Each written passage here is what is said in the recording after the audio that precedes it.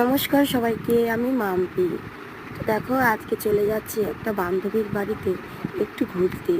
তাই দেখো, রেডি হয়ে নিয়েছি সবাই মিলে। তো সবাই মিলে তো রেডি হলে কি হবে, সবাই মিলে তো আর যাচ্ছি না, আর যাবো হলো আমি, মা আর মেয়ে। তো আমাদেরকে ছাড়তে যাবে আমার দাদা। তো বর এসেছিল, তো বড় বাড়িতে যাবে, যেহেতু বাড়ি আমাদের শ্বশুরবাড়িও কাছে। তো শ্বশুরবাড়িতে বর চলে যাবে। তো এদিকে দেখো, বলতে বলতে আমার দাদা বাইক নিয়ে চলে এসেছে। তো এবার আমরা বাইকে করে চলে যাব গাজলের আহড়াতে। তো আহড়াতে আমার বান্ধবীর বাড়ি, তাই বান্ধবীর জন্য একটু জিলাপি আর সিঙ্গারা নিয়ে নিলাম রাস্তাতে দাঁড়িয়ে।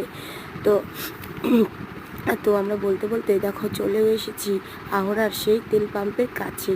তো তেল পাম্পের থেকে সামান্য পথ হেঁটেই আমার ফ্রেন্ডের বাড়ি। তো বলতে বলতে দেখো চলে আসলাম। ও তো আমাদেরকে দেখে অনেক খুশি হয়ে গেছে, এটা হলো ওর ছেলে। তো এই পাপাকে দেখতেই আমরা এসেছি।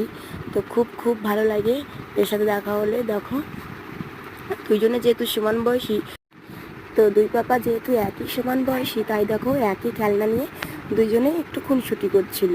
তারপর দেখো, মা দুইজনকেই কোলে ওঠে নিয়েছে। তো দুইজনকে কেমন লাগছে তোমরা অবশ্যই জানিও। তো দেখো আমরা এখানে বসে আছি একটু। তো মাম্মামকে এদিকে ওর মিমিও লুচি দিয়ে গেল একটা। তো দেখো, দুইজনে মিলে লুচি খাচ্ছিল। তো এদিকে বান্ধবী আমাদের জন্য লুচি করছিল, আমরা এসেছি তাই। তো দেখো, এটা হলো বান্ধবীর বর আর বান্ধবীর একটা ভাস্তি। তো দেখো, বান্ধবী আমার জন্য খুব সুন্দর করে থালি সাজিয়ে নিয়ে এসেছে চিকেন লেগ পিস দিয়ে। তো চিকেন রান্না তা দারুণ হয়েছিল। থ্যাংক ইউ বান্ধবী, এত সুন্দর রান্না করে আমাদেরকে খাওয়ানোর জন্য। তো দেখো, পাপা এদিকে বিরাজ করছে খাওয়া দাওয়ার পরে। তো আমরা এখন বেরিয়ে যাচ্ছি, তাই বান্ধবী বলছিল যে না, আরেকদিন থেকে যা আজকের দিনটা। তো আমাদের আর থাকা হলো না, একটু মেলা ঘুরে আমরা বাড়ি চলে যাচ্ছি। তো বাই বাই এভরিওয়ান।